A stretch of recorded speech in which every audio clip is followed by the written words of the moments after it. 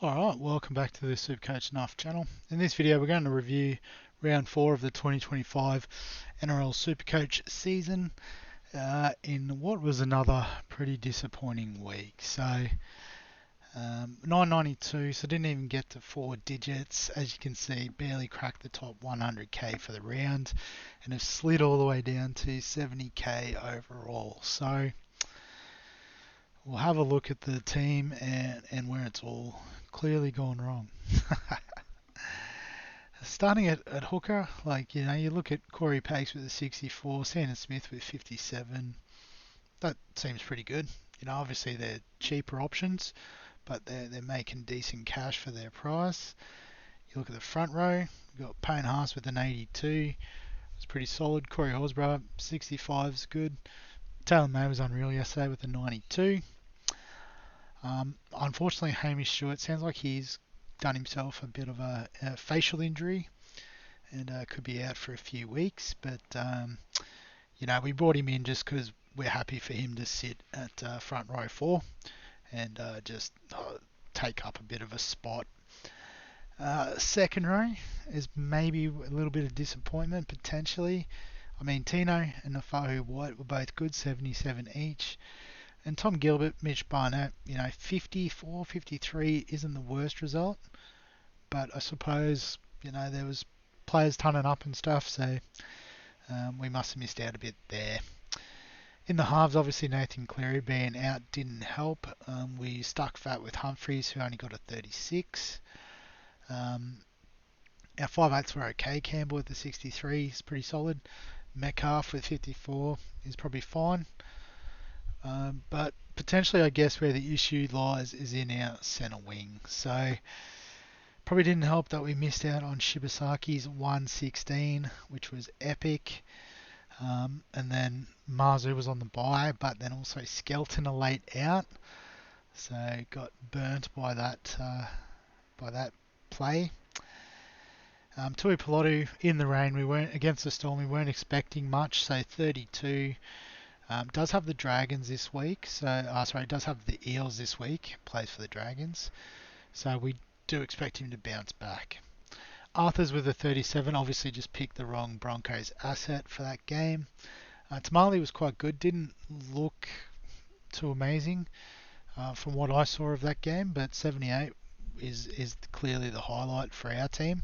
So we took that. And then Toya with a 45. And so then Iongi and Turbo, so probably at fullback was also where we struggled. So, I guess carrying Cleary and Ponga when a lot of people did trade may have burnt our rank a bit at the moment. But I guess that at least gives me hope that, we can turn it around this week. But, Iongi just looks good, but just off the back of nothing from the Eels. We need to have a bit of a look at when Mitch Moses is coming back. But I think the biggest concern is Turbo. Obviously done a knee, so perhaps overcompensating for the hamstring. So only 24 in half of a footy game as captain. Definitely didn't help the team this week. So if we have a look at the matchups, you probably saw on the opening 0 from 6. So it'll be just wrapping up everyone else's team this week. Shano with a 1069 was comfortably good enough. So obviously Shibasaki was the difference maker here. I think a lot of people played Shibasaki this week, so don't know why I didn't. But aside from that, some solid 60s from Olakwatu. Garrick, it was good. 81 from Seyfarth as well was very nice. And then after that, we've got a lot of the same. So, like I said, just these pod players not really coming off. See Captain Turbo as well, so I don't feel so bad. But just team is struggling. Top score in the first league, is it 1166 perhaps for Supremas? 1171 for Steamed Hams. We'll have a quick look at both. So 1171. So captain Payne Haas, which was solid. Harry Grant, 70 points was good. Had Hamish Stewart as the auto emergency, but had Seyfarth. Drinkwater with 76. Good to see him finally get some attacking returns.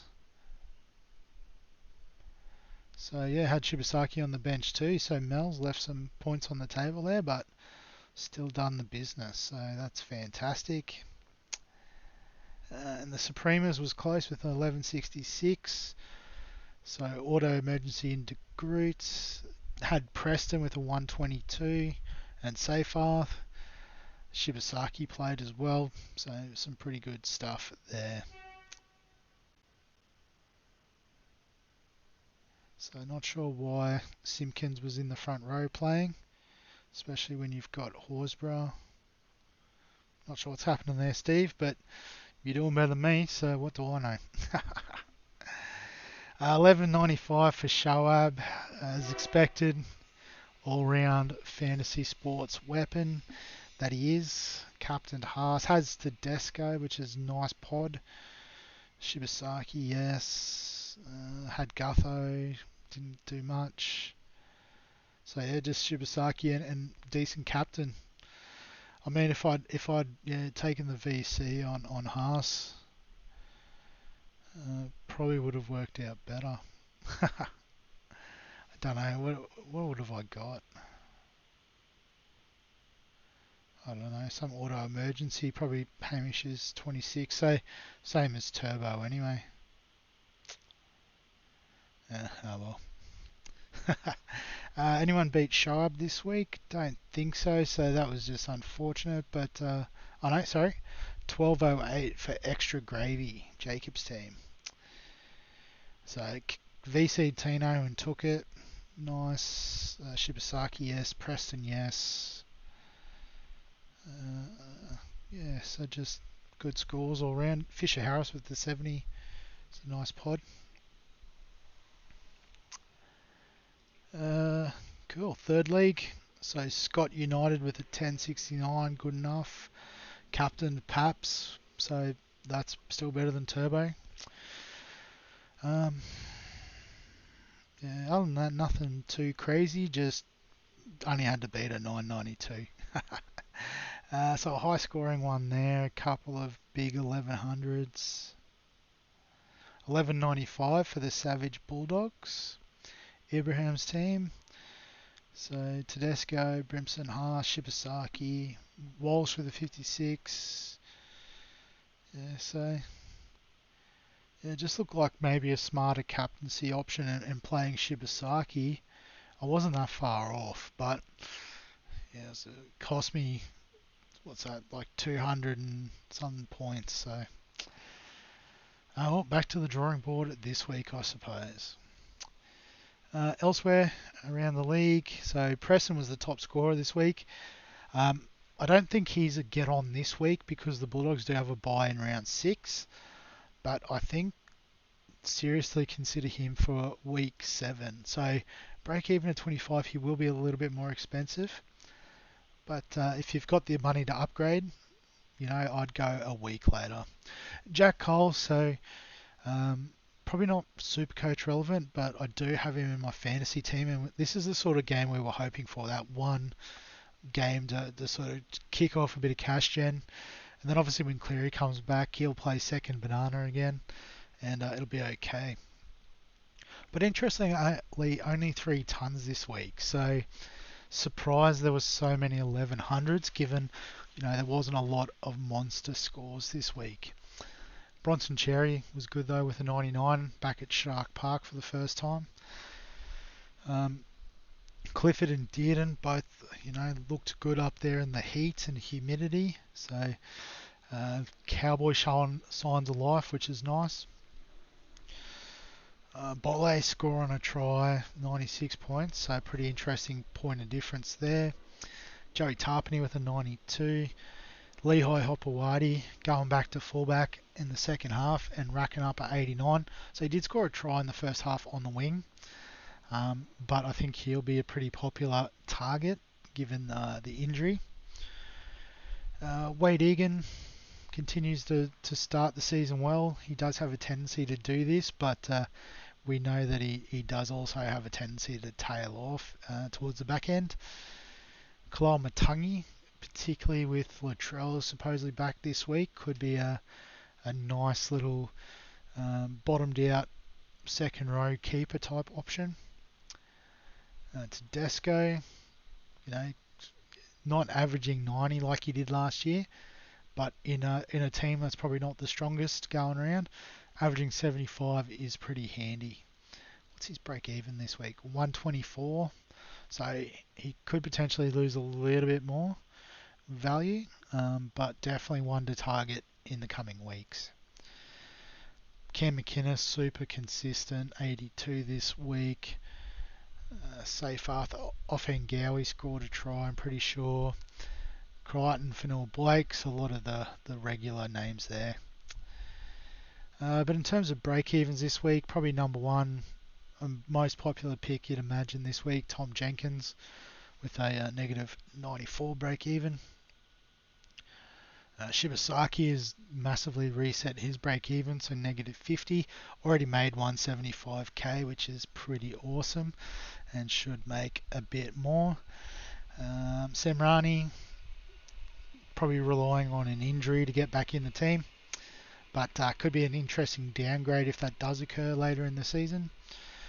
Cant, we'll see if he gets a run again this week, and we'll reassess. Hubner should be back this week, which is nice. Haywood with 61, he looked really good playing 5'8". I guess he was a half in the juniors. Just sort of transformed into first a hooker and then a middle forward, just out of necessity there at the Dogs. But did the business on the weekend. So I don't know if he's a must get. Given they've got this game, they've got the bye, and then I think they're expecting all the boys to come back. Trey Mooney did start, so I was pretty keen, but only scored a 26.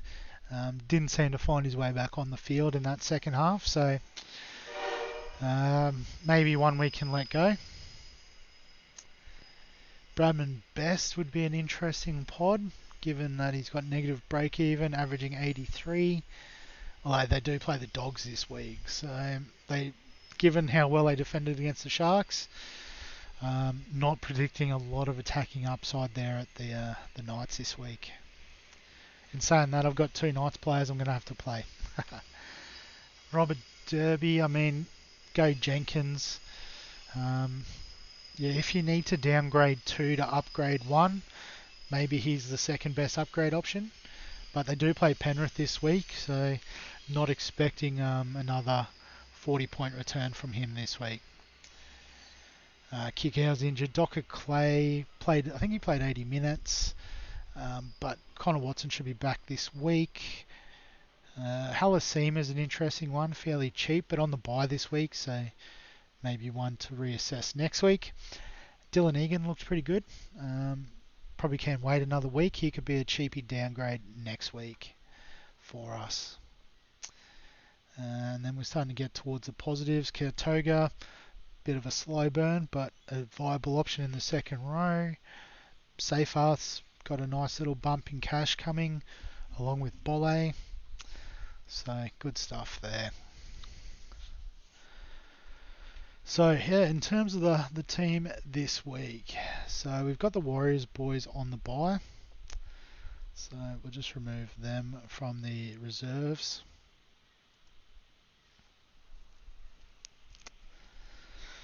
And so then I think, the obvious trade, Tommy Turbo out. I'll just swap Ponga into the fullback position just to make it a bit easier. But we'll just bring in his replacement, Hopewadi. Obviously can play in the centre wing as well. So we'll definitely take advantage of that. And then the second trade, I think we're bringing Jenkins in. It's just a matter of who for. So I guess we could potentially, get rid of Iongi. Skelton, does he need to go? But if we look at the break evens, I think Jesse Arthurs has done his job for us. He's made 160k, which we'll happily take.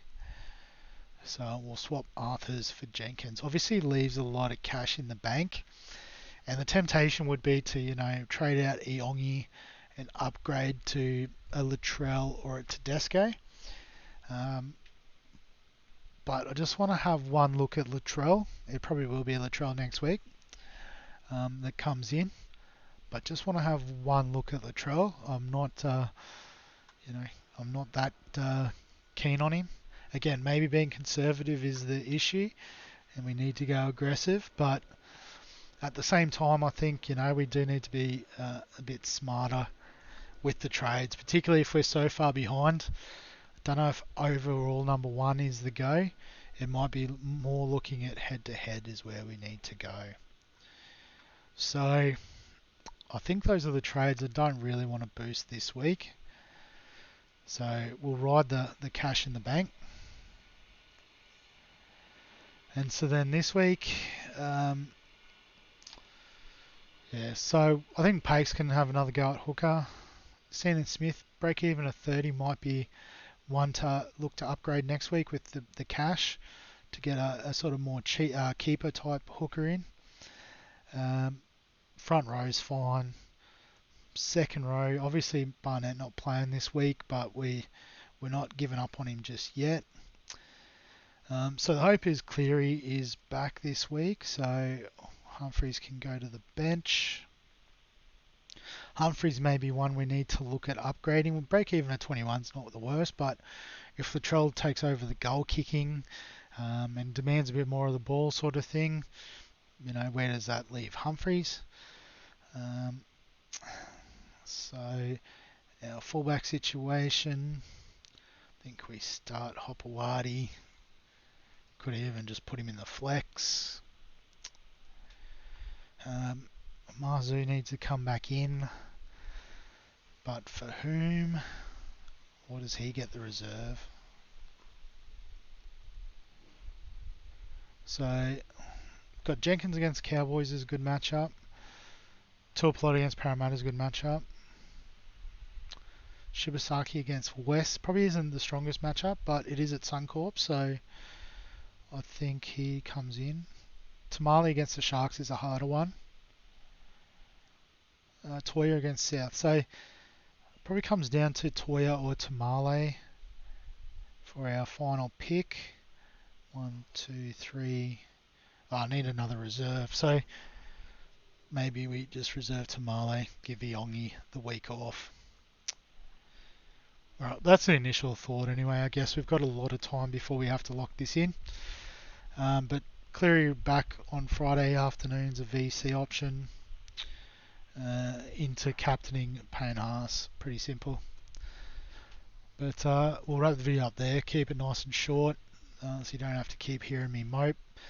The other videos will be better, I promise. They're doing a bit better. But as always, if you've got any questions, comments, thoughts, feel free to add them below this video. Give us a like if you enjoy the Supercoach content, even if it is just feeling good about how much worse I'm doing than you are. Subscribe for all the fantasy sports content on the channel, and other than that, we'll catch you in the next one.